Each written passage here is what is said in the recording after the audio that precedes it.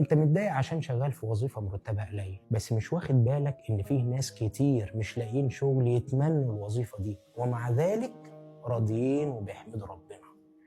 زعلان عشان ربنا رزقك بطفل شقي ومغلب ومش ملاحظ ان في غيرك كتير بيتمنوا يكون عندهم طفل ان شاء الله يكسر البيت فوق دماغه. مش عاجبك الميكروباص وما فكرتش في ناس بتروح شغلها مشي وترجع مشي عشان توفر أجرة الميكروباص اللي مش عاجبك. هتقول لي هو حرام اني اكون طموح وعايز الاكتر؟ هقول لك لا، مش حرام خالص، بالعكس ده مستحب. بس ده يحصل ازاي؟ بالشكر. ما ربنا سبحانه وتعالى قال ايه؟ لئن شكرتم لازيدنكم. كل ما تشكر ربنا سبحانه وتعالى على نعمة يديك منها اكتر. بس يا جماعة الشكر حاجة والحمد حاجة تانية خالص. الحمد انك تقول الحمد لله، اما الشكر انك تعمل بيها. اداك صحة استخدمها في الطاعة وعمل الخير يضاعفها ويحافظ لك عليها. اداك مال اشكره بانك ما تصرفش منه جنيه في غضب ربنا يقوم يزيد. اداك ولاد ربيهم كويس وعلمهم كويس يبارك لك فيهم. هي دي الطريقة الصحيحة عشان تبقى من اللي ربنا سبحانه وتعالى بيحبهم وما تبقاش زي أستاذ أشرف جارنا.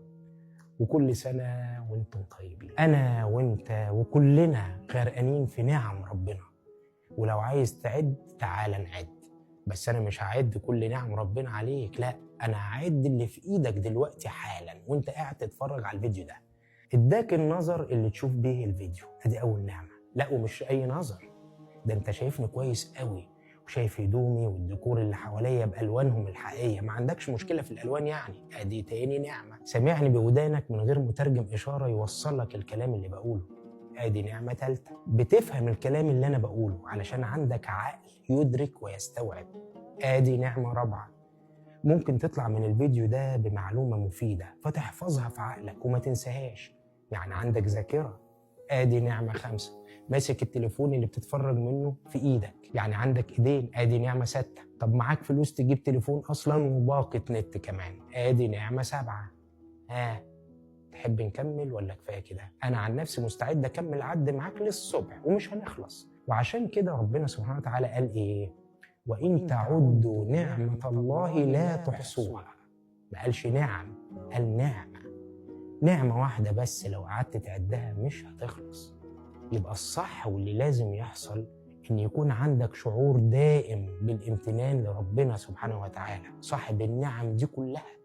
لكن اللي بيحصل عكس كده تماما.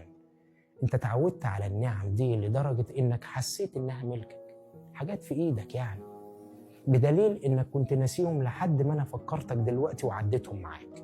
وده بقى اسمه إلف النعمة. انت تعودت على كل النعيم اللي انت عايش فيه. أيوة، انت عايش في نعيم. عارف الآية اللي بتقول